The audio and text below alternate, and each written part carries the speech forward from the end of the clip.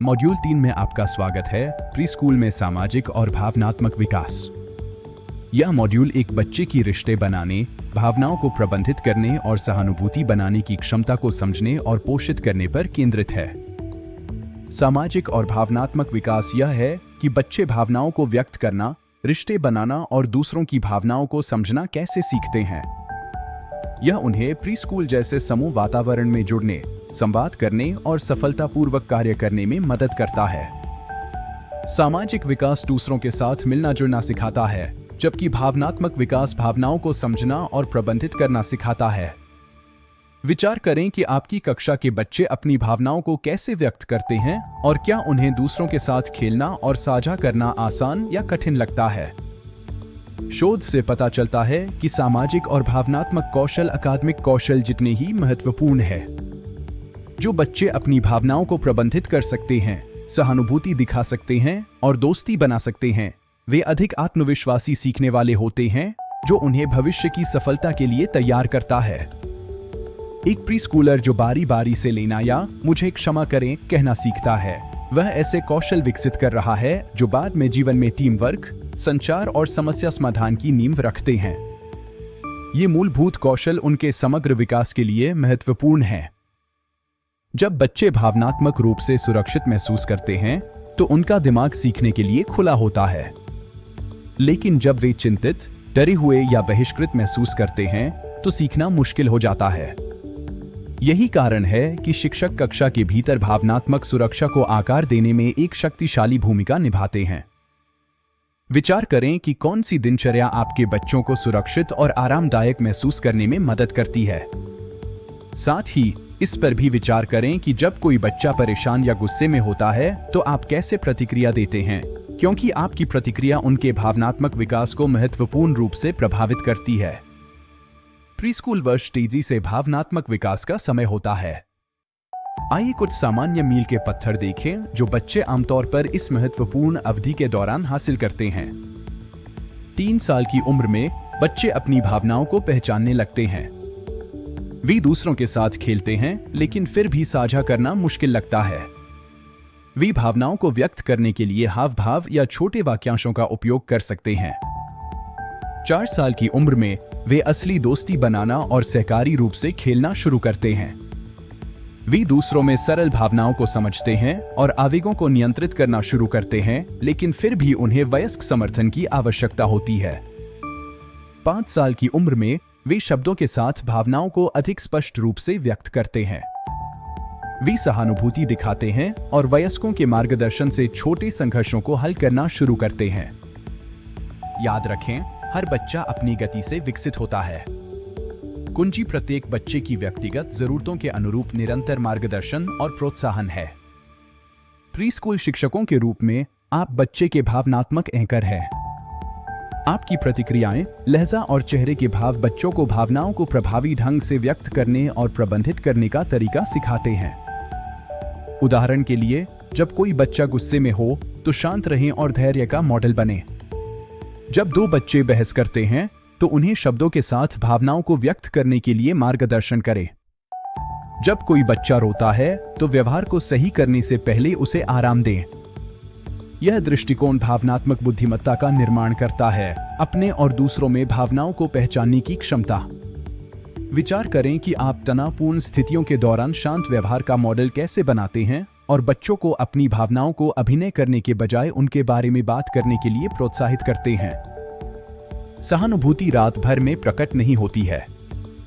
यह तब बढ़ता है जब बच्चे दया का अनुभव करते हैं और लगातार सकारात्मक बातचीत के माध्यम से दूसरों की देखभाल करना सीखते हैं।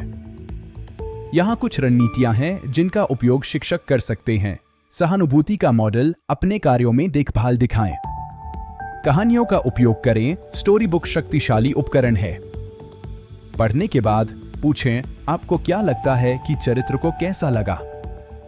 सहायक भूमिकाओं को प्रोत्साहित करें, बच्चों को क्रेयॉन बांटने या एक साथ साफ सफाई करने दें। सकारात्मक सामाजिक व्यवहार की प्रशंसा करें, अच्छा काम कहने के बजाय क्रिया को निर्दिष्ट करें। मुझे पसंद है कि आपने अपने दोस्त के साथ अपने ब्लॉग कैसे साझा किए। इस पर विचार करें कि क्या आप अपनी कक्षा में दयालुता पर ध्यान देने और उसकी प्रशंसा करने के लिए समय निकालते हैं। साथ ही विचार करें कि आप संघर्षों को कैसे संभालते हैं। क्या आप सीखने को बढ़ावा देने के लिए सजा या मार्गदर्शन का उपयोग करते हैं। सामाजिक और भावनात्मक कौशल खेल के माध्यम से सबसे अच्छे से बढ़ते हैं। इन महत्वपूर्ण कौशलों को बढ़ावा देने के लिए आप यहाँ कुछ कक्षा गतिविधियां उपयोग कर सकते हैं। एक इमोशन कार्ड, अलग अलग चेहरों की तस्वीरें दिखाएं और पूछें आप कौन सी भावना देखते हैं। 2 रोल प्ले, टीम वर्क, कल्पना और भावनात्मक अभिव्यक्ति को प्रोत्साहित करने के लिए एक छोटा ड्रामा कॉर्नर स्थापित करें। 3 सर्कल टाइम शेयरिंग, हर सुबह बच्चों से कुछ सरल साझा करने के लिए कहें, जैसे आज आपको किस बात ने खुश किया। 4 दयालुता चार्ट, कक्षा में दयालुता के कार्यों को ट्रैक करने के लिए एक दीवार चार्ट बनाएं। 5 संगीत और आंदोलन, if you are happy and you know it, जैसे गाने या एक्शन डांस भावनात्मक अभिव्यक्ति और समूह समन्वय सिखाते हैं। ये गतिविधियां सीखने को मजेदार और इंटरैक्टिव बनाती हैं। प्रीस्कूलर के छोटे शरीर में कभी कभी बड़ी भावनाएं होती हैं। नखरे, रोना या साझा करने से इनकार करना सामान्य है। कुंजी भावनाओं को दंडित करना नहीं है, बल्कि उनके रचनात्मक अभिव्यक्ति का मार्गदर्शन करना है। क्रोध के लिए एक शांत कोना या सांस लेने का व्यायाम प्रदान करें। उदासी के लिए आराम प्रदान करें। शर्म के लिए बच्चे को एक कोमल दोस्त के साथ जोड़ें। संघर्ष के लिए उन्हें मुझे वह पसंद नहीं आया जैसे शब्दों का उपयोग करने में मदद करें, बजाय इसके कि वे मारे या रोएं। जब बच्चे वयस्कों को शांति और दया का मॉडल देखते हैं तो वे भी ऐसा ही करना सीखते हैं। विचार करें कि आप परेशान बच्चों को शांत करने के लिए किन रणनीतियों का उपयोग करते हैं, और जब 2 बच्चे बहस करते हैं या मारते हैं तो आप कैसे प्रतिक्रिया देते हैं। शिक्षक और माता पिता एक बच्चे के सामाजिक और भावनात्मक विकास का समर्थन करने में भागीदार हैं। नियमित संचार घर और स्कूल के बीच निरंतरता बनाता है, एक एकीकृत समर्थन प्रणाली बनाता है। चुनौतियों और सफलताओं दोनों को साझा करें। छोटे अपडेट माता पिता को घर पर समान मूल्यों को सुदृढ़ करने में मदद करते हैं, जिससे बच्चे की शिक्षा मजबूत होती है। इस पर विचार करें कि आप माता पिता को कितनी बार सकारात्मक अपडेट देते हैं। साथ ही यह सुनिश्चित करें कि माता पिता भावनात्मक सीखने के महत्व को समझें, क्योंकि यह उनके बच्चे के समग्र विकास के लिए महत्वपूर्ण है। याद रखें, भावनात्मक विकास केवल बच्चों के लिए नहीं है, यह शिक्षकों के लिए भी है। बच्चे देखते हैं कि हम दबाव में कैसे प्रतिक्रिया देते हैं, हमारे उदाहरण से सीखते हैं। हमारी शांति उन्हें धैर्य सिखाती है, हमारी सहानुभूति उन्हें करुणा सिखाती है।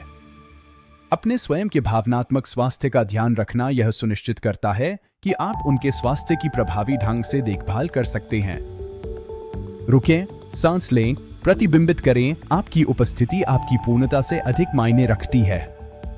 आपका भावनात्मक कल्याण एक स्वस्थ कक्षा के माहौल का एक आधारशिला है।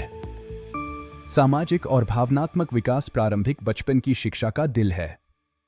जब बच्चे सुरक्षित, सुने और प्यार महसूस करते हैं तो वे आत्मविश्वासी, सीखने वाले और दयालु इंसान बन जाते हैं। शिक्षकों के रूप में आपके कोमल शब्द, धैर्यवान लहजा और दैनिक प्रोत्साहन उनकी भावनात्मक दुनिया को स्थायी तरीकों से आकार देते हैं। इन सवालों पर विचार करें, मैं हर दिन सहानुभूति और दया का मॉडल कैसे बन सकता हूं? मैं हर बच्चे को कैसे देखा और मूल्यवान महसूस कराऊं? मैं उनके भावनात्मक विकास का समर्थन करने के लिए और क्या कर सकता हूं? याद रखें, बच्चे भूल सकते हैं कि आपने उन्हें क्या सिखाया, लेकिन वे यह कभी नहीं भूलेंगे कि आपने उन्हें कैसा महसूस कराया। और यही सच्चे शिक्षण का सार है। युवा दिमाग और दिलों को पोषित करने के लिए आपके समर्पण के लिए धन्यवाद।